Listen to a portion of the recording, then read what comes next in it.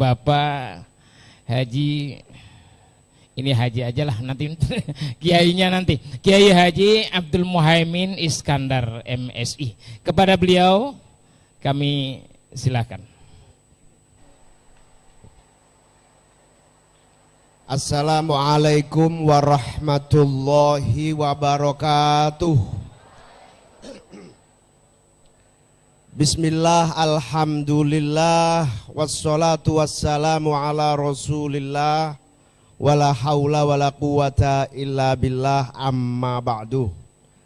Al-mukarramun, para kiai, para ulama, para ibu nyai, wabil khusus yang kita muliakan, kita taati, Bapak Kiai Haji Profesor Dr. Said Agil Siraj, Ketua Umum Pengurus Besar Nahdlatul Ulama.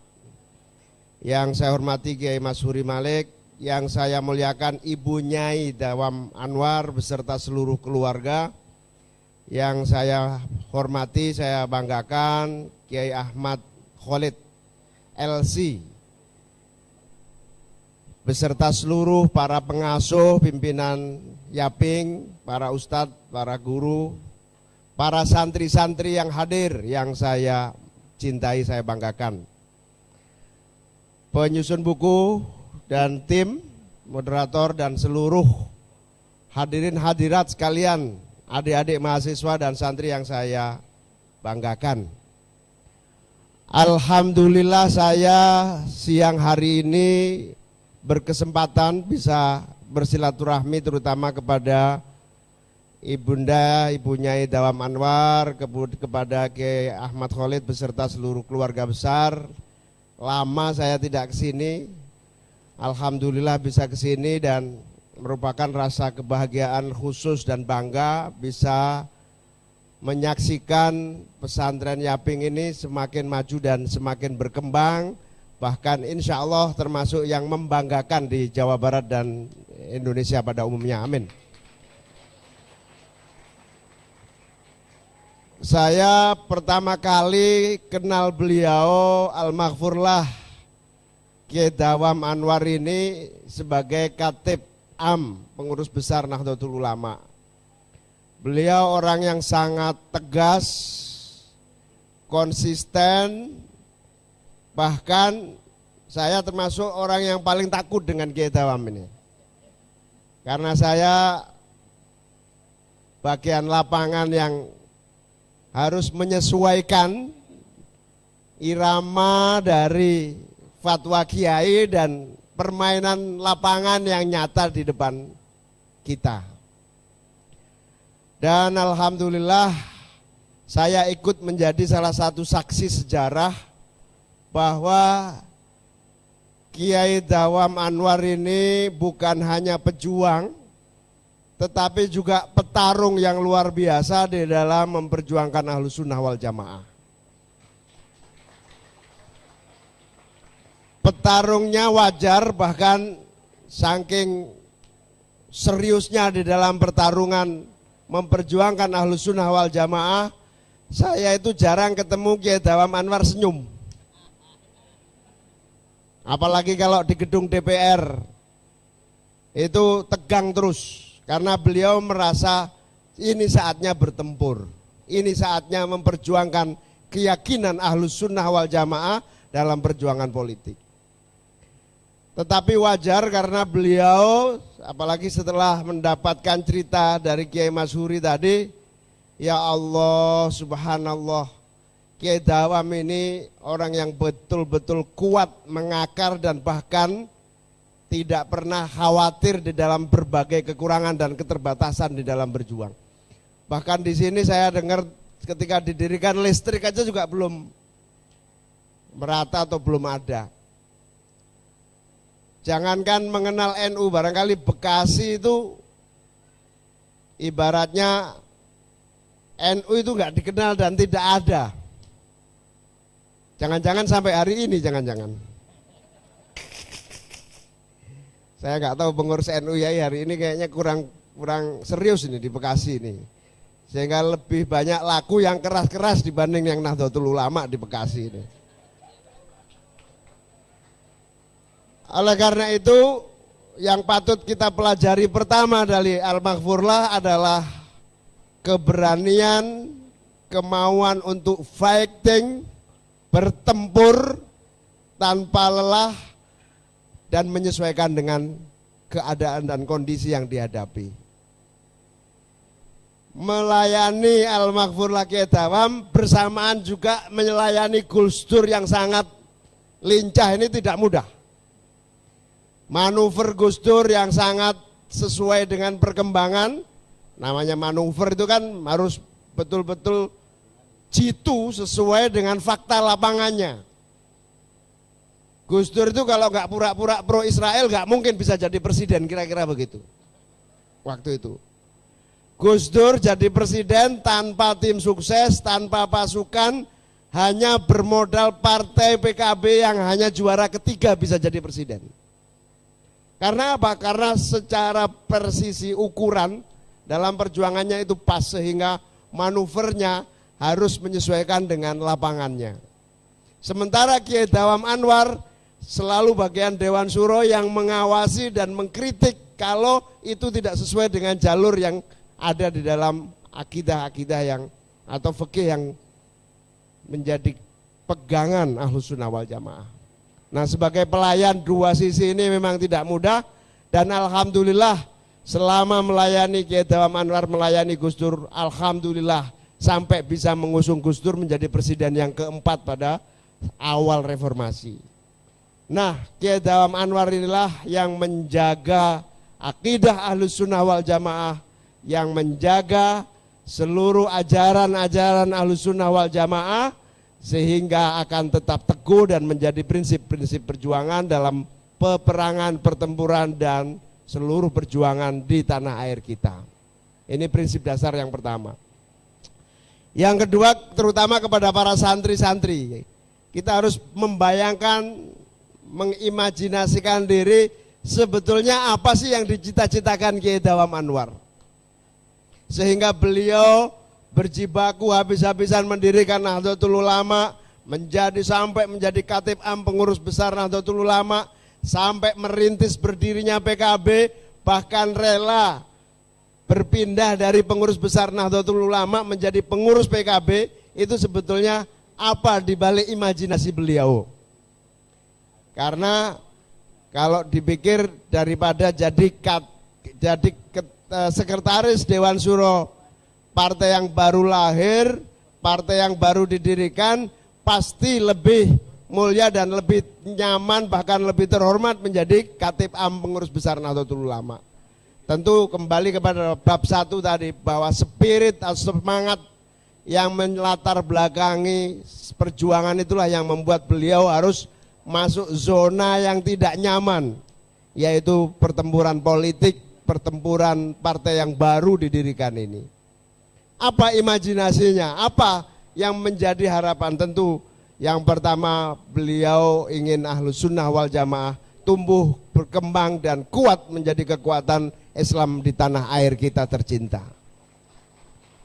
Ini cita-cita dasarnya. Yang kedua, seluruh produk-produk politik, ekonomi, sosial, budaya, semuanya dalam naungan, dalam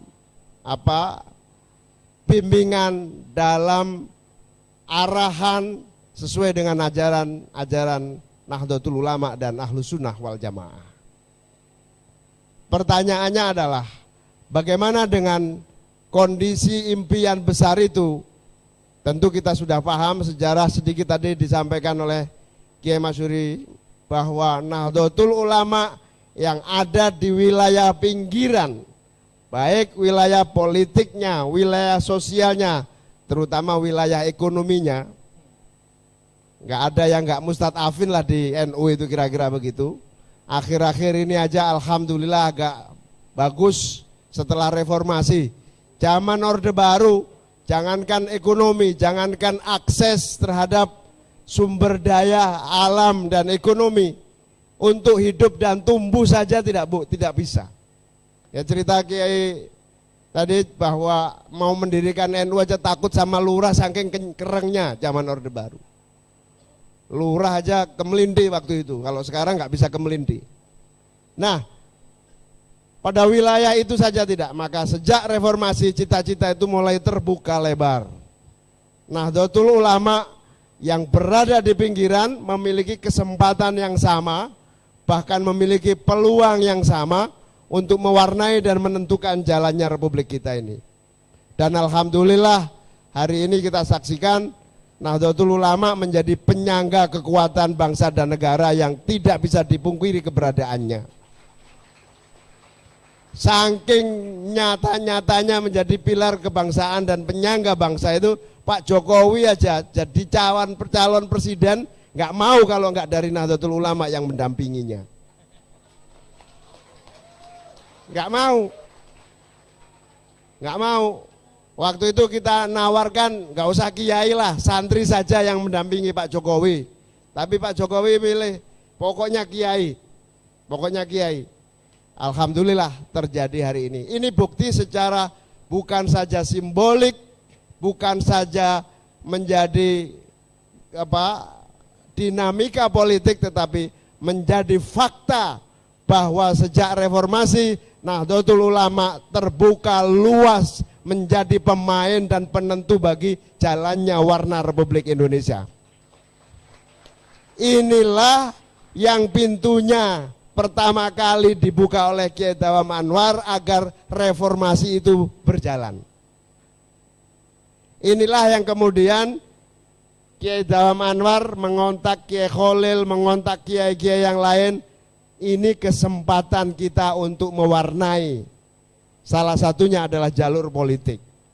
Karena jalur politik itu adalah jalur yang paling dekat, efektif, dan dari segi waktu lebih cepat dibanding jalur ekonomi, jalur sosial budaya, jalur pendidikan, jalur transformasi ilmu pengetahuan. Ini butuh waktu dan proses. Nah, dari peluang ini kira-kira Kiai Dawam Anwar bisa kita tarik ke depan hingga hari ini dengan mengajak kemajuan Yayasan Pendidikan Yaping ini. Saya tadi nanya, Kiai Khalid bagaimana sekarang? Alhamdulillah sudah punya perguruan tinggi yang lumayan. Tapi tidak ada gunanya ada PKB kalau di perguruan tinggi nggak ada kedokteran di sini misalnya begitu. Atau nggak ada gunanya lulusan di sini kalau tidak menyesuaikan diri dengan kemampuan keagamaan yang begitu luas sekaligus kemajuan dan perkembangan era ilmu pengetahuan dan teknologi. Kira-kira begitulah irama dan ritmenya sehingga pesantren-pesantren kita, keluarga besar Nahdlatul Ulama bukan saja menjadi penyangga kekuatan agama tetapi menjadi penentu orientasi, arah dan jalannya pembangunan maupun negara bangsa di masa yang akan datang. Oleh karena itu tugas kita semua meneruskan langkah rintisan dan perjuangan Kiai Dawam Anwar ini baik di dalam segi pendidikan, keagamaan, sosial, budaya, politik maupun terutama ekonomi. Saya berharap lulusan santri-santri yang ada di dalam keluarga besar Yaping ini benar-benar lulusan yang membanggakan Kiai Dawam Anwar untuk kemajuan bangsa dan negara. Membanggakan Kiai Dawam Anwar di dalam membuktikan bahwa dari rintisan yang sulit dan panjang di awal dulu, akhirnya sampai pada cita-cita, imajinasi dan harapan lahirnya generasi-generasi baru yang benar-benar menentukan masa depan bangsa dan negara. Kiai Dawam Anwar adalah teladan pemimpin sekaligus cita-cita yang menjadi ibaratnya sebuah kereta yang sedang berjalan adalah terminal atau stasiun yang menjadi tujuan kita untuk mengabdi agama, negara dan bangsa. Oleh karena itu bersyukurlah kalian adik-adik santri menjadi penerus, pewaris sekaligus insya Allah penanggung jawab masa depan yang menjadi cita-cita Kiai Dawam Anwar di masa yang akan datang. Saya yakin dan optimis pemahaman, pengertian dan keyakinan kita ini akan menjadi modal kita. Insya Allah Indonesia akan menjadi baldatun thayyibatun wa rabbun ghafur, dan Yaping, karya, gagasan, ide dan perjuangan Kiai Dawam ini menjadi salah satu lokomotif yang ikut mewarnai bangsa dan negara. Amin ya rabbal alamin. Nahdlatul Ulama, kita turun dari bangsa ke NU. Nahdlatul Ulama diwarnai oleh Kiai Dawam Anwar, dan ke depan seluruh keluarga besar Kiai Dawam Anwar, alumninya, murid-muridnya, wajib hukumnya ikut mewarnai dan menentukan Nahdlatul Ulama di masa yang akan datang. Jadi kalau NU Bekasi nggak maju, malu kita kepada Kiai Dawam Anwar. Jadi kalau NU Bekasi ngunang-ngunu tok, pengurusnya udrak-udrek tok, umatnya ora diopeni, malu karena Kiai Dawam telah merintis dengan susah payah Nahdlatul Ulama di Bekasi ini. Ini yang paling dekat, yang paling pendek. Karena itu tidak ada jalan lain kecuali mari kita dimanapun, terutama kepada para alumninya, di pundak kita semua ada masa depan Nahdlatul Ulama, di pundak kita semua ada masa depan bangsa dan negara. Selamat berjuang, wallahul muwaffiq ila aqwamit thoriq. Wassalamualaikum warahmatullahi wabarakatuh.